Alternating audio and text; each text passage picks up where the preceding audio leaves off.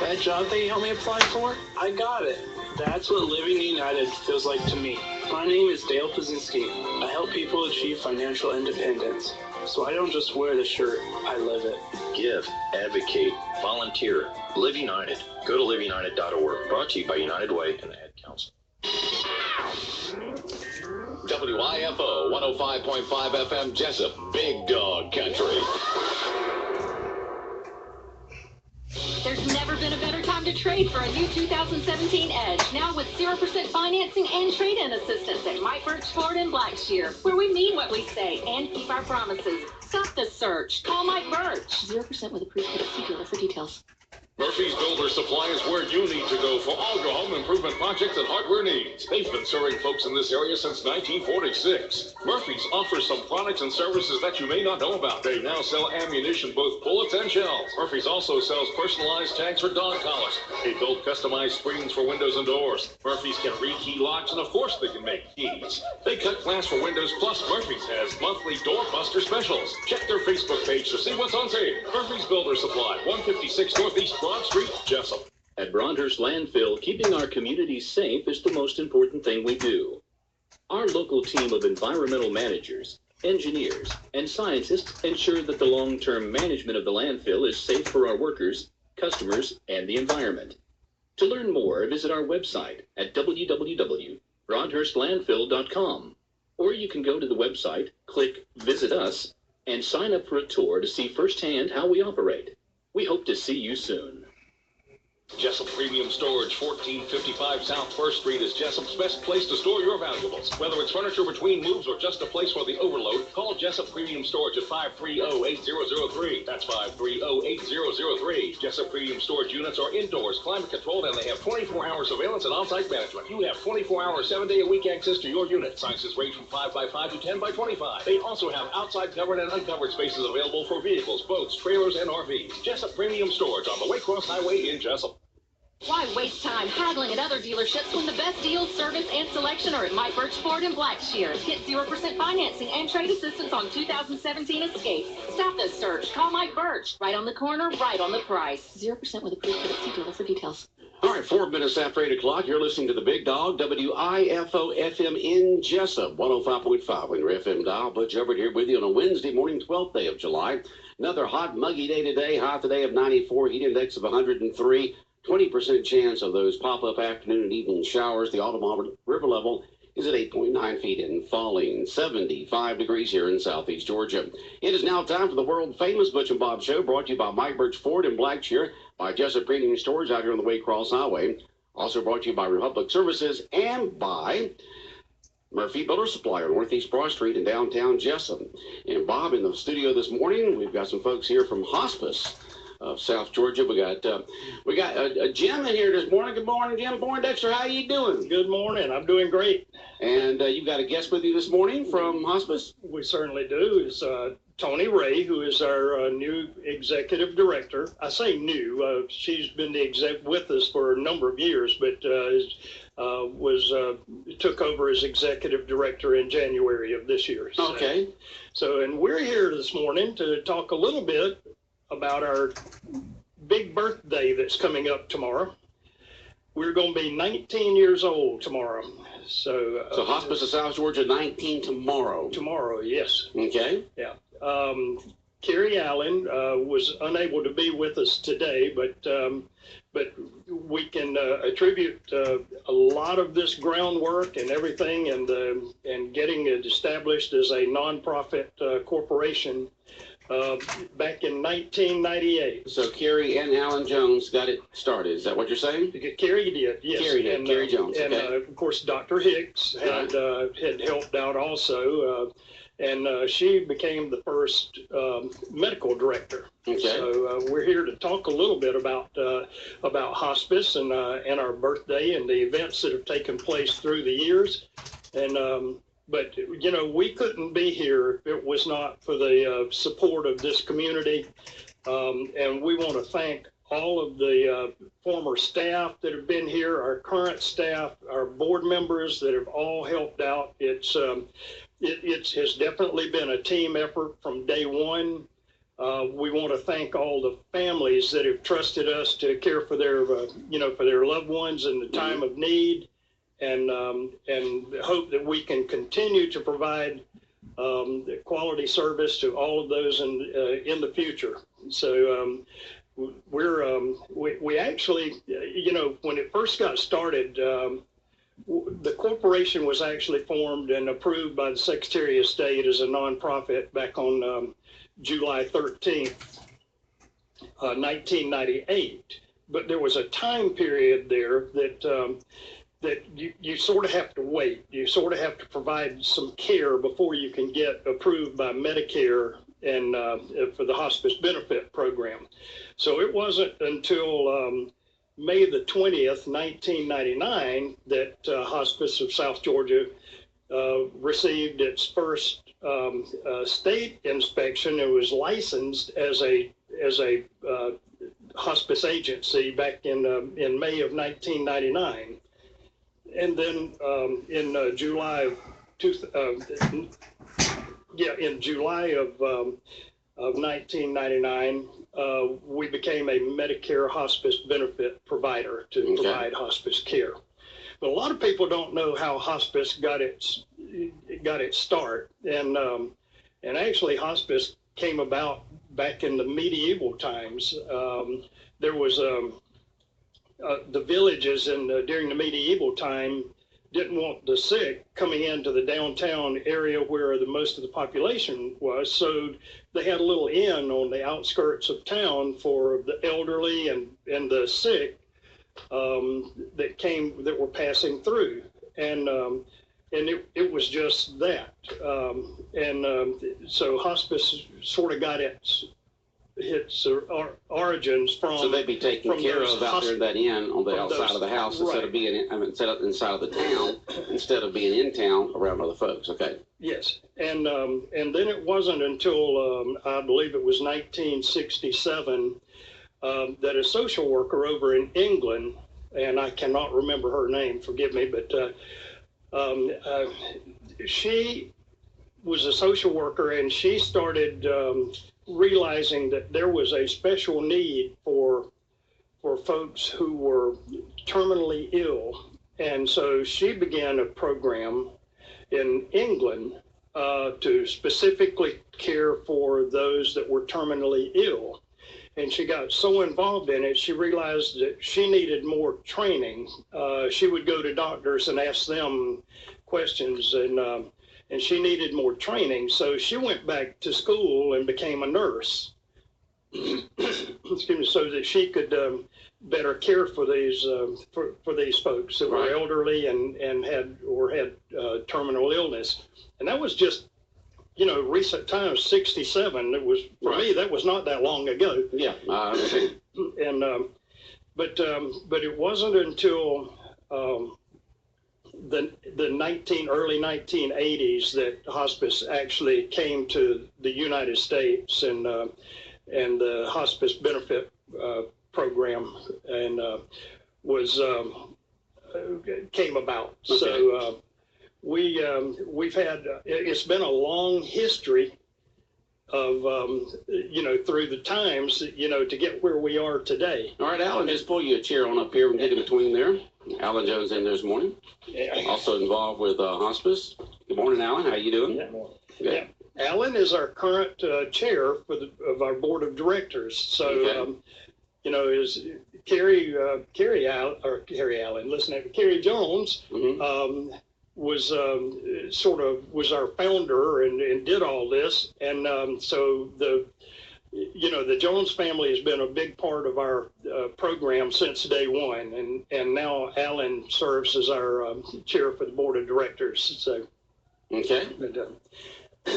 But anyway, getting back to the history, it came to the United States, in the early 80s, and became part of a hospice Medicare benefit program was approved.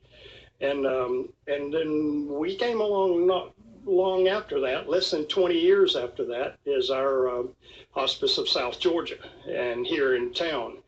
And we've been here longer than any of the other hospice agencies that are out there today. Now, there was another hospice agency that was serving this area when we were established, but they were not from here. Okay, they were not local. Right. All right, let's move the mic around over to Alan. Alan, good morning. Good morning. All right, your brother helped start hospice, or actually started hospice with a couple other folks here in Jessup and Wayne County, right? That's right. Yeah. And do you know how he got involved with that? Just saw a need. People trying to take care of loved ones that were very, very sick. A lot of times the patient doesn't want to be in the hospital. They want to be at home. The surroundings are familiar. They're comfortable with that. And it is their final days. And they want to be at home. And they just saw a need of people that wanted to do that. And they tried to find a way to meet that. And they chose to go the nonprofit route. And I think it's been wonderful for Wayne County. I know for my family, it's been a fabulous thing. They served my mother, my father, had an aunt, and some extended family. All have been served by it, and it's a wonderful experience. They're where they want to be, and they're comfortable in their surroundings. And I can't say enough.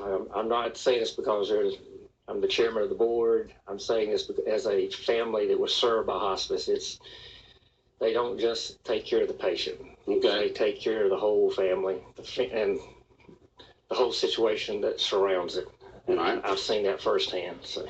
Well, the Jones family has been involved with healthcare here in Jessup and Wayne County since the 40s, I believe. Is that right? That's right. Since the 40s, and so I guess it was kind of natural for the next generation to expand that into hospice. And then, of course, you had some other businesses here in town that had to do with healthcare.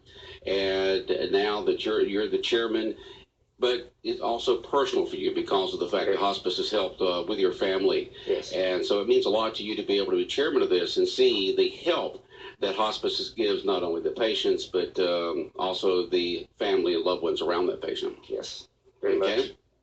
All right, who do we have to your left there, Alan? This is our director. She is our person who oversees the everyday operation of the business. Tony Ray, she does a fabulous job. She has that heart that you have to do this. Mm-hmm. And it's expressed through what she does. It's expressed through her employees. They love it as much as she does, and you can tell that. Okay, good morning, Tony Ray. How you doing? Good morning. How are you? Right. How long have you been involved with hospice here in Jessup? For 6 years. 6 years, and how long have you been the director there? Since January. Was PRN. I worked at the hospital for 23 years, PRN at hospice, and about 4 years ago, I decided to come to hospice full time, and I came as a case manager. I am a registered nurse, and just kind of moved my way up. So it's a very fulfilling career. We just love our patients, we love our families, and we love being able to serve the community. How is it to make that emotional connection with patients and then to see them, pass on? It's very difficult. You do get attached, and it takes a very special person to be able to do it. But it's also an honor to be able to serve the families and be able to be there in their time of need. So it's, it has its rewards, that's for sure. All right, Tony Ray this morning, the executive director, along with Alan Jones and Jim Poindexter from hospice. They turn 19 tomorrow. Tell us a little about your staff, Tony Ray. We have a full staff. We have registered nurse case managers. We have 4 of those right now. We have a full certified nurse and assistant staff. We have our chaplain, which is Brother Stanley Todd. We have a licensed clinical social worker, which is Miss Paulette Parker, and we just recently added a BSW social worker, which is Miss Kadisha Chavers, who's able to help us fulfill that need is with the families. And what they do is they assess the needs of the families and see if there's any additional resources that they may qualify for other than hospice. A lot of people think that when you come onto hospice, some of those other community resources in, but they actually can continue. So that's an added benefit to the hospice being in the home as well. How do y'all determine who becomes a patient of Hospice of South Georgia? Well, you do have to have a physician referral, and that physician has to say that that person has a life-limiting illness, terminal illness with a life expectancy of 6 months or less. But it doesn't necessarily limit you to the 6 months, but they do have to be terminally ill. We then go out and assess the patient, and then make sure that they're appropriate for hospice services, and then get them on board when we have that physician's blessing. Does the family have the choice of which hospice organization they want Yes, to go to? and that is a kind of a misnomer in the community. You do have a choice of the hospice that you choose. So that being said, always get every hospice to talk to you. You pick the one that is right for your family. Okay, Hospice of South Georgia. All right. I want to make a comment about it. I'm just want to say, Hospice of South Georgia is in with us this morning here. They're turning 19 tomorrow, and I think from what Jim said, the first hospice here, locally owned and operated. When I say locally owned, this is a nonprofit organization. But go ahead, Alan. We talk about our employees, but as a nonprofit, we're required to have a certain percentage of our labor donated as volunteers, and I think it's 10%. I might be wrong on that. But anyway, our hospice recently has hit as high as 20% of our labor has been donated by volunteers who come, work the phones, visit with patients, sit and read. And that is a marvelous thing for the hospice, but it is also a marvelous thing for the patients to have someone come in, sit with them, read to them, talk to them. And for us at the office to catch phones, do paperwork, do things that, Tony and them can teach them to do. And but that is a huge part of it. If you can imagine as your business, if someone were to come in and donate 20% of your labor, what a cost savings that is. And I'd like to say thank you to all those volunteers out there. And if you would like to volunteer, we have a volunteer coordinator. You can come in and talk to Tony and the coordinator and become part of that. Okay, Hospice of South Georgia, located on Sunset Boulevard across from Bill Morris Park. Bob, questions or comments for our guest this morning? What are they doing to celebrate your birthday? They have a birthday party planned? We do. We are actually going to have a birthday party at the office. So okay. And I think we'll do it even bigger when at 20. But, 20. This has been a really, really good year for hospice. It's just so many positive things, and when you come to a board meeting, you always expect the problems. That's your job, is to solve the problems and move on. But when you come and you have short meetings with no problems, it says everything about your staff. It says everything about your organization, and I appreciate every one of them. So, okay, y'all been in y'all's current location in that building now for a few years. It's been a great asset for y'all to have your own place and where folks can go. Yes. Any further plans for expansion of any type? That is something we have to look at constantly. We would love to add 3 or 4 rooms to have in-house hospice patients. The way Medicare, Medicaid, and insurance companies pay you now, and the matter of raising dollars, that's something we have to look at very carefully. We've had hospices in the surrounding area tell us they did that, and then they suffered financially.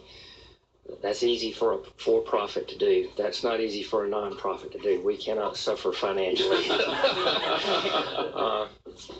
Our dollars are thin, and we spend them well. So we look at that very carefully. We would love to do that in the future, and we do have plans on the board to do that. But we have to also look at what Medicare and Medicaid are reimbursing us. And with a 9% cut last year and a 6% cut the year before, it's hard to do. Yeah, yeah. All right, Jim, you got more comments you want to make? I would. I found this photograph in some of our files last week, and it just happens to be a little bit of information about hospice. And Jennifer Morris, who is our Director of Patient Services, was actually one of our first nurses, and at that time her title was clinical director, which is now Director of Patient Services. But the original staff included John Eden, Dr. Claire Hicks, that was the medical director, Pam Holmes, Angie Jones, who is a nurse there at the hospital now, Jennifer Morris, and then Nancy, I'm not sure. I can't read that last one, my eyes, I don't have my short eyes on. Nancy McCormick, I'm sorry. Yeah, that was the original staff, and they were located on North Brunswick Street across from the courthouse, that little office area there. And then, of course, later on moved over to Drennan Drive behind Hugh Armstrong's dentistry there. And then it just got to the point where we decided we needed our own facility. And so back in Georgia Power donated 3 acres where we are now to hospice to build on. And so plans began to be made, and actually on July the 11th, 2011, the staff of hospice at that time went out and cut the first tree down. We kept waiting on them to start clearing the property, and I couldn't wait anymore, so I took my chainsaw in one morning, and myself and the director of the executive director at that time and the director of patient services at that time all put on hard hats and went out, and I cut down a little small tree. So, but then in September we had our groundbreaking ceremony, and what year was this? Where we are now. And then actually moved in what year did you start breaking ground? 2011. Okay, 2011, okay. And then in June of 2012, we began moving in, and then there was a sort of a transition because Overholt Construction, who built the facility, was still doing some work inside, and as we were moving in. So, so it was really good. A lot of people in this community donated to the facility, and we just can't thank them enough. And so hopefully that they are very pleased with the outcome of the facility, because it really is a nice building, and we do appreciate all the community involvement in our program. So. Back over to Alan. Ask you, Alan, as a chairman, how long do you do? Is that for a year, 2 years? As long as they'll let you stay there? What? Normally it's 1 year. Position. Normally it's 1 year. You serve a 3-year term as a board member, and I used the first year to get educated as to what we were doing and trying to do and where we were going, and decided to become vice chairman last year and chairman this year. So, so I'm in my final year, but enjoying it very much. It's easy to enjoy when the folks who do the everyday stuff do it very well. So. All right. Hospice of South Georgia celebrating their 19th anniversary birthday tomorrow here in Jessup and Wayne County. Of course, they're located on Sunset Boulevard across from Bill Morris Park. And any final comments that y'all may have? Jim? Alan? Okay. Yeah, I do want to make one final comment. We do have a memorial garden and a memorial walk there at hospice, and it is available for any family, no matter whether hospice served their family member or not, no matter whether our hospice or any other hospice served their family. But if anybody is interested in putting a memorial brick in that walk, they are eligible to do that. They are encouraged to do that. The bricks cost $50, and you get 3 lines of information on the brick. And it really is a nice start to our memorial garden and walk. And so if anybody is interested in doing that, and we could really not function without our community and the donations that they contribute. As a nonprofit agency, we rely heavily on those donations to provide care for families that are not covered by Medicare insurance, private, so we rely heavily on their donations. So and the time donation also, not only the money donation, but the time donation that Alan was just talking about, where 20% of the labor there was done by volunteers to be able to help. It just shows how much it means to folks. Plus, it also shows the heart of Jessup and Wayne County and the folks in this area to be able to donate that much time.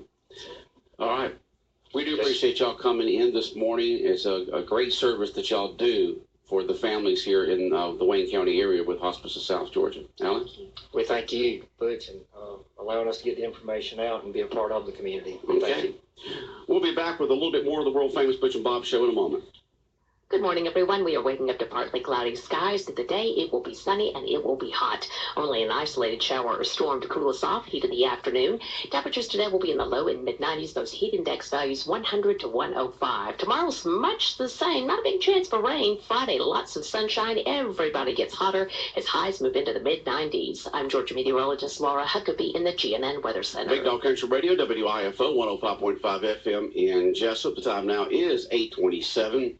And Bob, anything on your mind this morning? Interesting county council meeting. Still some decisions have to be made about a lot of things. As I said, they do want to try to move the timetable up on when decision will be made on the pool, but again, they're still just not locking themselves in because there's several people they want to get with to find out what all possibilities are out there. Like I said, the school system, as I mentioned before, has an interest in the pool. They have a swim team, so they have a lot of land. So they got East Floss next November. The county has their East Floss this November. So funding is the main thing. I understand why they don't have the meeting of the minds. They keep talking about it, but they don't set it up.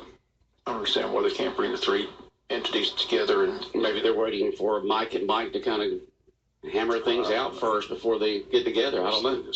That's it. I just want to clarify that city donation is contingent on city approval by the council. Mike Deal doesn't have the authority to do that, but he says the city does have, like Mike Roberts said at the meeting, everybody has an interest. Everybody wants to see a pool. Mm-hmm. The question is, where do they build it? Where the funding comes from? It sounds like the county says if they're going to be responsible for it, they wanted to build Morris Park because it makes sense. That's where their maintenance is. That's where most all the recreation else is. Right, it's a lot more convenient for them to be able to maintain it and overlook it if it's there at Bill Morris Park. I'll say it again. The school system has 70 acres of land. They have a swim team, and they've got money in an East Floss next year that they could possibly put it right there on that land right there by the tennis course. So you think the county would go for that if they have to maintain it there? I asked the commission not to lock it in. They were going to make the vote Monday night to lock it into Bill Morris Park, but without ever talking, and I just don't think I'm like Herschel Harris, nothing's written in stone. Mm-hmm. Let's look at all angles, all possibilities, and not make hasty decisions. They said it best. If you're going to do it, let's do it right. Let's do what's best for everybody involved. I still say the school system has a vested interest with the swim team at that school when they have to go to Hinesville every day to practice. Right. So I think they need to at least go to the board and the superintendent and talk to them and say, look, how much interest do you have? Is there a possibility it'd be at the school? So you'd want the school responsible for the pool and oversee the maintenance of it? Or should it be, if it's going to be recreation of Wayne County, should it be at the recreation center? They maintain everything else. The recreation department uses all their gyms. Okay. They maintain those. What's the difference? Okay. All right. I just don't think you should make hasty decisions and lock yourself in when you haven't had discussions with everybody that has the vested interest.